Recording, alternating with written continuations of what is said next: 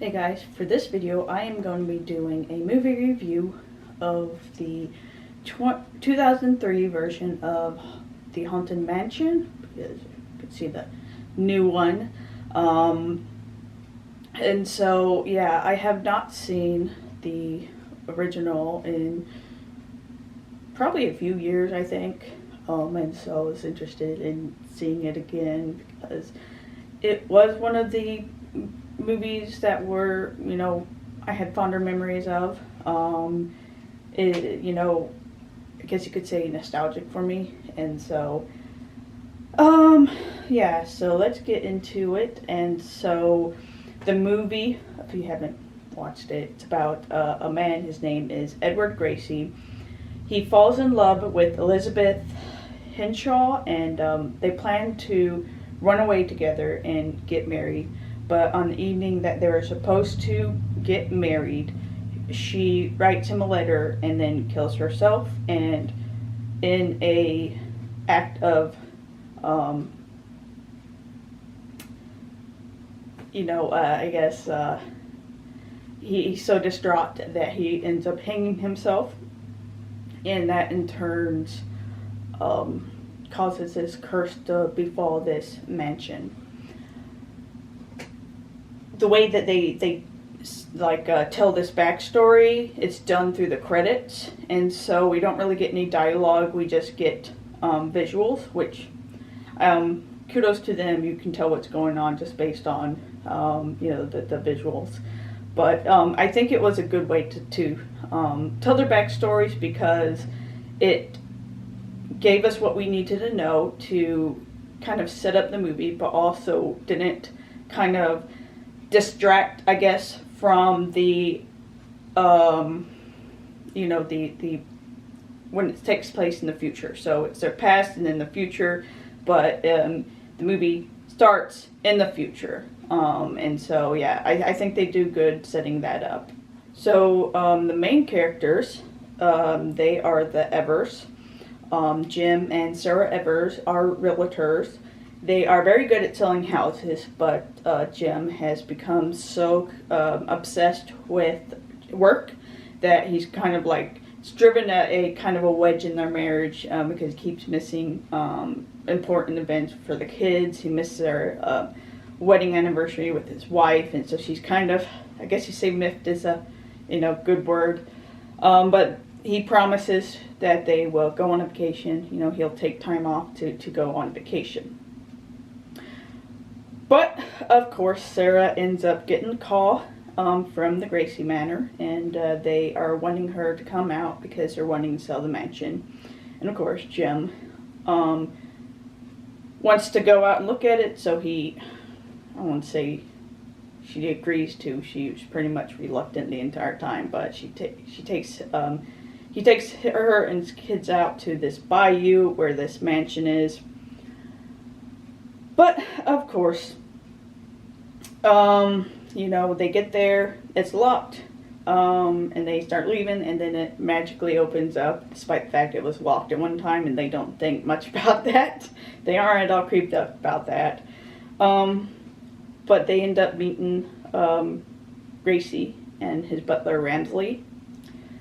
Of course, there's a storm that ends up flooding the river, and they get trapped, and so they have to stay in the mansion, which, not sure if the Ramsley and Gracie were planning on, calling them out on the night that it was storming, or, so that when it rained it would flood, or if that was just a coincidence, or if they just lied about the flooding. But yeah, they get to the mansion, and then they end up splitting up while they're there.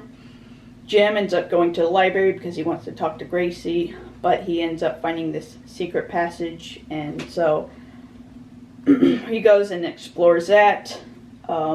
Sarah, she gets shown around for Gracie. He's kind of telling her the story of his grandfather's tragic romance with Elizabeth, and so we're getting a little bit more about their backstory.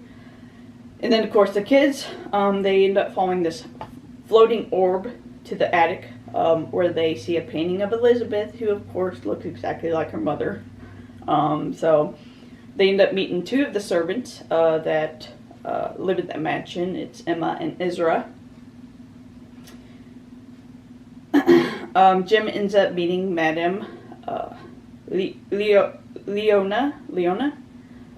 She is the ghost of a gypsy who was trapped in a crystal ball, and it's played by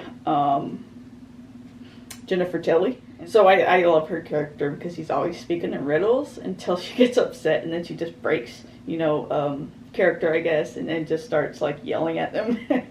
So it was really enjoyable. Jim ends up running into his kids, and it's revealed that the people living in the mansion are trapped there. They're ghosts, and they can't get to heaven until Gracie and Elizabeth are reunited and the curse is broken. They believe Sarah is the answer because she looks exactly like Elizabeth, so they believe that she is a reincarnation of Elizabeth. And so, yeah. So Leona tells them that they have to go to the mausoleum to find the key, where they see ghosts and, they end up waking up the dead, which I'm not sure why exactly the key was at the mausoleum, because it ends up belonging to a trunk. So did somebody lock the trunk and, I guess, die, and then they buried the key with them?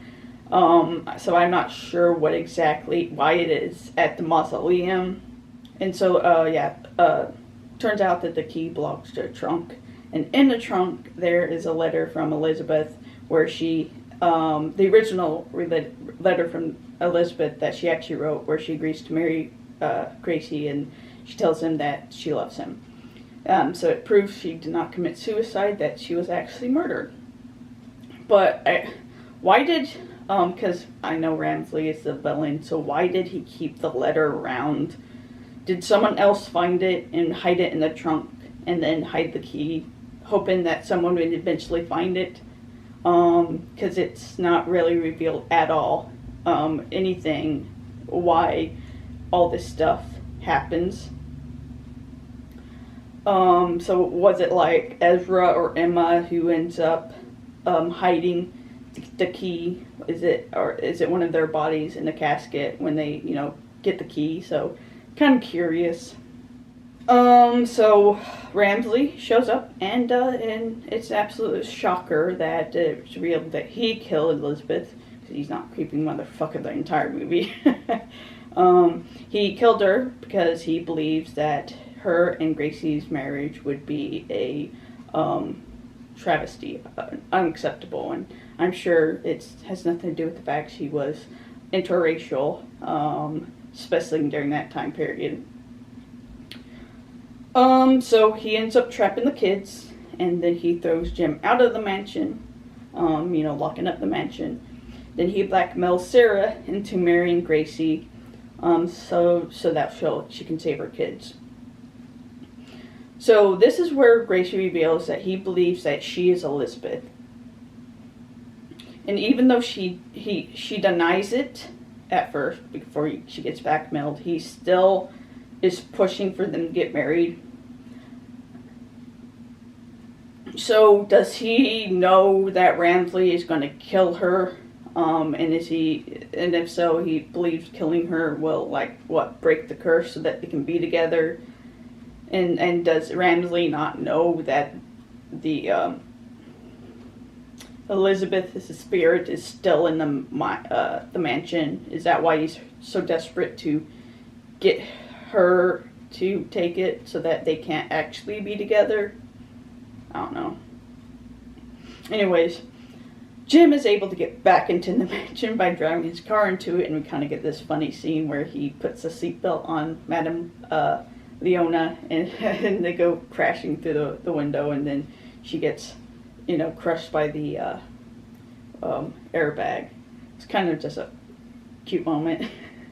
And of course, she's gone back to talking in riddles, so he has to try to figure out what the hell she's trying to tell him. So yeah, he ends up saving his kids from, because they've been suspended in the chest from the chains, and he has to go through this whole hallway of armed, armor that's trying to kill him. Which, for a realtor, he sure is very spry. He's literally doing flips and all of this shit.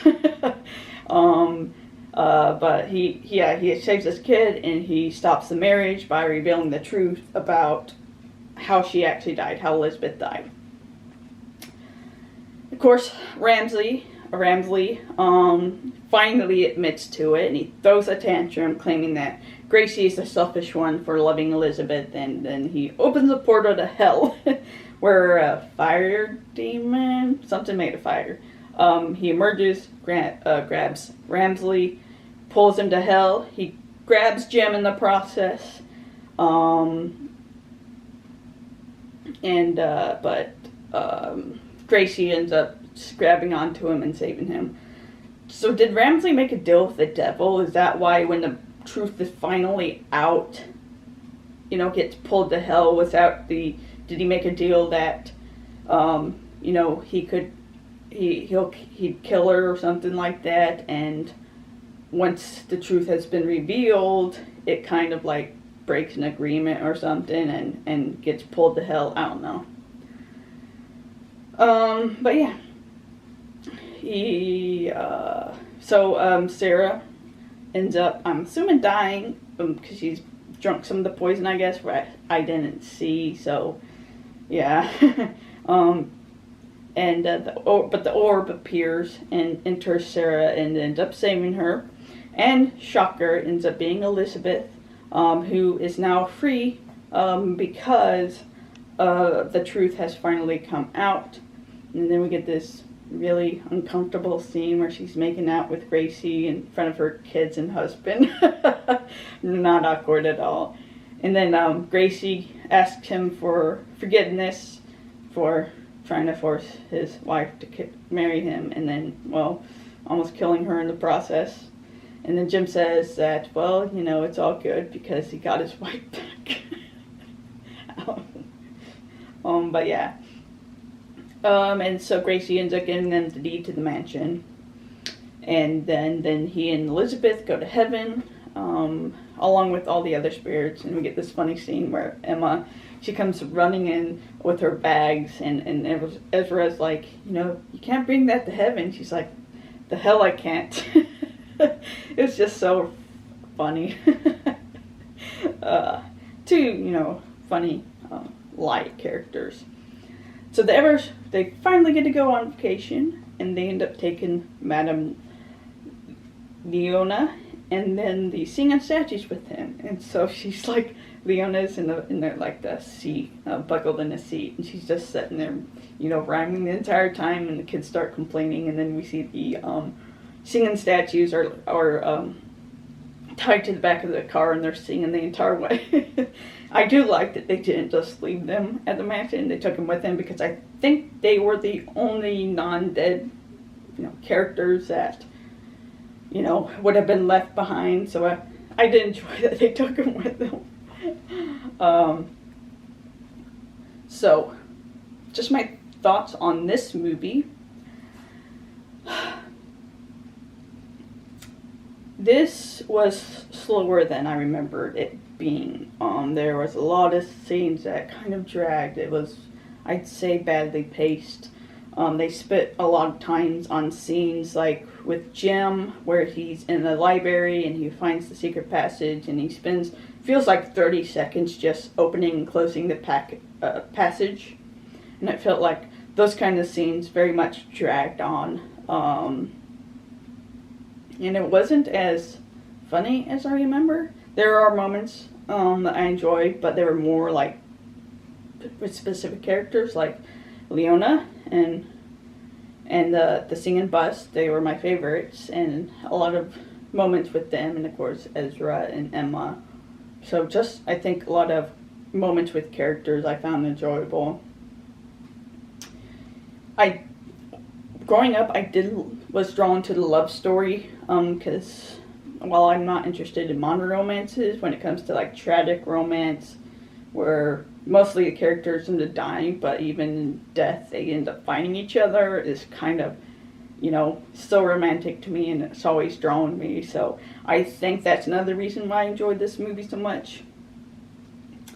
Although I, now as an adult, kind of realize how creepy Gracie was with Sarah, but yeah, so it was still very nostalgic for me, so I'll probably watch it again just because it reminds me of my childhood. So a little bit about the backstory. So the movie was directed by Rob Minkoff. He was the one who directed The Lion King and the Stuart Little movies. So there you go. You never really know who, what kind of like filmography certain people will have that can be the most random. The writer in Davis Barenbaum, he did the writing for Elf, which I adore, and then Zoom, which was pretty forgettable. So it's, once again, literally the most random like movies you can, almost anybody, like any writer or director can have the most random ass movies in their filmography. And this movie was based on the Disney ride, which I did not realize the Haunted Mansion existed since like the 60s or 70s. I thought this was what the Haunted Mansion was based on, this movie, so I don't give a shit about Disneyland, so I'm not gonna know. But the music was by Mark Mancina, and he did, I laughed so hard at this, he did the music for Space Mutiny. If you don't know what Space Mutiny is, go watch Mystery Science Theater 3000, the Space Mutiny episode. It is a masterpiece. And the fact that he did the music for that movie, he also did it for The Lion King, Twister, Moana, and the theme music for Criminal Minds, as well as, theme music for Criminal Minds, as well as the music for 88 of its episodes. He's like a lot of my childhood. And so, yeah, that gave me some nostalgia. And so the cast, I thought the guy who played Gracie was the guy who played the bad guy in Home Alone 3, the main bad guy. But turns out it wasn't. He was played by Nathaniel Parker, and he, a lot of Shakespeare on his resume, because of course he's British, and I guess British actors start out a lot with Shakespeare, different really than American actors who don't really start out with Shakespeare at all. He was also in Merlin, the TV show with Katie McGrath, and yeah, I love Katie. And he's also Last Duel, which gets good good buzz, but I haven't seen that yet. So a little bit about the production of the movie. So apparently there are 5 hidden Mickeys that were placed throughout the film. So you'll watch, and there were like 5 different points where you'll see a Mickey face. And one of it was with the gate padlock, which I think I can remember seeing that, but just a fun fact, I guess. Before leaving the mausoleum, Ezra says, "There's always my way," which is actually a line from the attraction. The ghosts become more dead the further they go from the museum, which is why there are, the living dead in the mausoleums, because they are the furthest away from the mansion, as opposed to, the other ghosts. Because as you see, Ezra and Emma, once they leave the mansion, they turn into ghosts. And so I do like that kind of detail. I like that they did put some thought into it. So some of the some of the criticisms, of course. The Rotten Tomato consensus was it's neither scary nor funny. So David Starrett of Christian Science Monitor wrote, while it may supply giggles and shivers to preteens, grown-ups should think twice before entering this all-too-haunted house. So the author and Disney historian, Jeff Bonham, he attributes the fact the film has become a cult classic to the fact that the original audience, the intended audience, were, preteens and teens. They, after seeing the movie, it became like nostalgic for them. They grew up with it, and so now, as adults, as parents, they are introducing it to their own children. And so I kind of agree with that. A lot of movies I grew up with are nostalgic for me, and well, if I ever had kids, I want to show it to them, just to show them part of my childhood. And,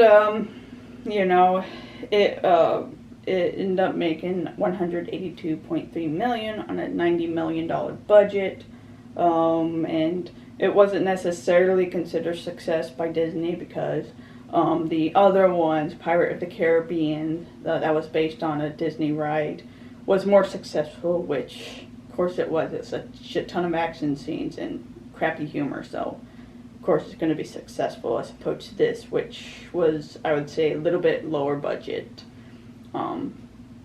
But I'll still watch this over Pirates of the Caribbean, let's be honest. But it did end up making some money on the home media, and of course, like I said, it's gotten developed a cult, a cult following, and so. But yeah, just one of my favorite movies from my childhood, and keep an eye out because I'm going to be doing a review of the new movie, and I'll link it to this video so you can go and watch that next if you so feel like it, and I'll be comparing the two in that video as well. So you guys have a nice night, stay safe out there, and talk to you later. Bye.